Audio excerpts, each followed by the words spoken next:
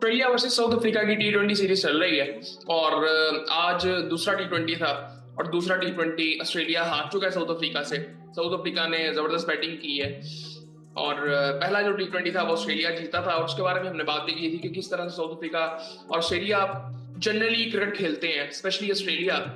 आज भी उसी तरह से हुआ, लेकिन आज मतलब ऑस्ट्रेलिया तो उसी तरह से खेलता रहा लेकिन ये मैच वो जीत नहीं सके। कुछ चेंजेस उन्होंने किए थे बैटिंग ऑर्डर में अपने। अब वो ठीक थे या गलत थे, वो तो बात की बात है, लेकिन आई थिंक मुझे लगता है कि आजकल ये चीजें मैटर ही नहीं करती और स्पेशली इन टीमों के लिए। ना आजकल पिच की बात होती है, टी20 की मैं स्पेशली बात कर रहा हूँ, ना बैटिंग ऑर्डर की बात होती है। सो वो आई थिंक इन कंट्रीज के लिए क्रिकेट जस्ट गेम है। हमारे यहाँ पे उसका मतलब व्यूअर का पॉइंट ऑफ व्यू डिफरेंट है, उसका माइंडसेट ही डिफरेंट है बिल्कुल। सो मैं कई दफा बात कर चुका हूँ कि हमारे यहाँ पे अगर इस तरह से पाकिस्तान क्रिकेट चले, अभी तो पता नहीं किस तरह से चल रही है, लेकिन अगर इस तरह से भी चले ये भी हम एक्सेप्ट नहीं कर सकेंगे क्योंकि उसकी थोड़ी सी झलक हमें पिछले कुछ टाइम में नजर आ रही है पाकिस्तान क्रिकेट में। वो स्टेबिलिटी जो कि आई थिंक मुझे नहीं लगता कि हमें सूट करेगी। सो खैर स्कोर कार्ड आपको बताता हूँ, इसके बाद बात करते हैं। साउथ अफ्रीका ने पहले बैटिंग की और डिसेंट स्टार्ट था। एडन मार्कर ने 18 रन बनाए, रेकिल्टन 14 रन बना के आउट हुआ, पेटोरियस ने 10 रन बनाए। फिर उसके बाद जो था क्या नाम है उसका, ब्रेविस, उसने 125 रन बनाए। अब इसके बारे में पहले भी मैंने मतलब एक दो दफा बात की, I think maybe I think Champions Trophy में या उससे पहले। उसने 125 रन बना दिए। अब मैं ये नहीं कहूंगा कि बहुत क्लासिकल था, बहुत सारा कुछ था, स्टाइलिश बैट्समैन था, अच्छा बैट्समैन था। और साउथ अफ्रीका की भी मतलब इस तरह से फाइट वो करते हैं। उनके अब मैं फॉर एग्जांपल जब मैं उनकी बैटिंग देख रहा था, सो मैं उस वक्त ये चीज देख रहा था कि जब हम ऑस्ट्रेलिया जाते हैं या साउथ एशियन जो टीम जाती है ऑस्ट्रेलिया, तो क्या बातें होती हैं कि यार छक्के कैसे लगेंगे, ये बातें होती हैं। और जब ये टीमें खेलती हैं तो तब ऐसी कोई बात होती नहीं है। उसकी वजह ये है कि उन कंडीशंस में जो खेलने का एक्सपीरियंस है वो सिर्फ वो फर्क होता है। जो कि आई थिंक मुझे लगता है कोई एक्सक्यूज तो नहीं है, लेकिन आई थिंक मुझे लगता है कि आजकल ये चीजें होनी चाहिए। और उसकी एक वजह ये भी है कि मतलब अगर आप ऑस्ट्रेलिया की टीम उठा के देखो, सो वो जो प्लेयर्स आते हैं ना, वो टैलेंट तो ठीक है लेकिन वो पॉलिश बहुत ज्यादा हुए होते हैं।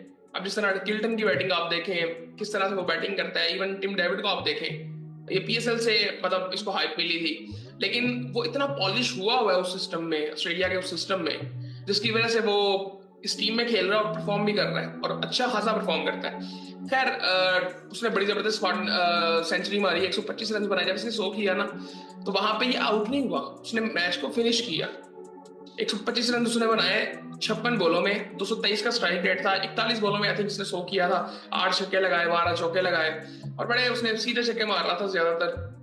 और इसके साथ साथ स्टब्स ने भी डिसेंट बैटिंग की, 22 बॉलों में 31 रन बनाए।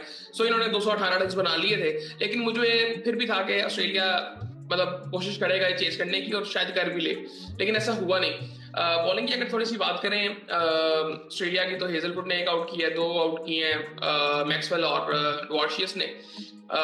मार पड़ी है सबको। डवार्शियस ने ओवरऑल डिसेंट बॉलिंग की है, 24 रन उसको पड़े हैं, मैक्सवेल को 44 रन पड़े हैं, 56 रन पड़े हैं हेजलवुड को, 44 रन पड़े एबर्ट को, आदम ज़ेम्बा को भी 46 रन पड़े और इसने कैच छोड़ा यार आज। और इसके बारे में बात हो रही थी कि फील्डिंग का इसका इशू थोड़ा सा है, लेकिन ये जितना लंबा आई थिंक जितने लंबे अरसे से खेल रहा है ऑस्ट्रेलिया के लिए as a leg spinner, I think जबरदस्त है। उसके बाद यार ऑस्ट्रेलिया बैटिंग के लिए आता है और ऑस्ट्रेलिया उसी तरह से खेल रहा था जिस तरह से वो खेलता है। आई थिंक उन्होंने मारना शुरू किया, विकेटें भी गिरती रही उनकी। हेड फिर जल्दी आउट हो गया था, 5 रन उसने बनाए। कैमरन ग्रीन भी जल्दी आउट हो गया था जो कि फॉर्म में है काफी टाइम से, वन डाउन वो खेल रहा था। अब पाकिस्तान में इस जैसा बैट्समैन कभी भी वन डाउन नहीं खेल सकता, खेल ही नहीं सकता। हम बात नहीं करेंगे, हम कहेंगे यार ठीक है 6वें 7वें नंबर पे या तो तू रहेगा या तो तू ओपनर रहेगा। सो अब वो जिस तरह से बैटिंग कर रहा है, एक तो ये ऑलराउंडर है, सो वो तो कभी सोच में भी नहीं आएगा। ऑन जैसे मिचेल ऑन जैसे बैट्समैन जो थे, आज बैटिंग ऑर्डर इनका चेंज था। मतलब ये देखें, टिम डेविड आया था चौथे नंबर पे, मैक्सवेल आया, फिर उसके बाद फिर मिचेल ऑन आया, फिर एलेक्स कैरी आया। सो खैर इस तरह से बैटिंग की। टिम डेविड ने 50 रन बनाए, वो चौथे नंबर पे बैटिंग के लिए आया। मैक्सवेल को आज मैच जितवाना चाहिए था, आई थिंक 16 रन उसने बनाए, मिचेल ऑन ने भी 8 रन बनाए, 26 रन बनाए एलेक्स कैरी ने, 12 रन बनाए डवार्शियस ने। सो ये सूरत हाल थी, 165 पे टीम ऑल आउट हो गई, लेकिन अभी यहाँ पे अगर देखेंगे तो अब 18 ओवर चल रहा था, यहाँ पे भी रन रेट उनका तकरीबन 9.25 का था, 9.5 का यहाँ पे अगर मैं एग्जैक्टली बात करूँ 9.33 का था जो रन रेट था। ये सूरत हाल थी। अब यहाँ पे मैं आपको फॉलो फिगर्स दोनों टीमों की बताता हूँ ताकि थोड़ा सा अंदाजा हो, लेकिन उससे पहले अगर मैं आपको बॉलिंग थोड़ी सी बताऊँ साउथ अफ्रीका की, तो 3 आउट किए हैं मफाका ने। मफाका यार तेज बॉलर तो है, लेकिन उसको रन भी काफी पड़े, 57 रन उसको पड़ गए थे।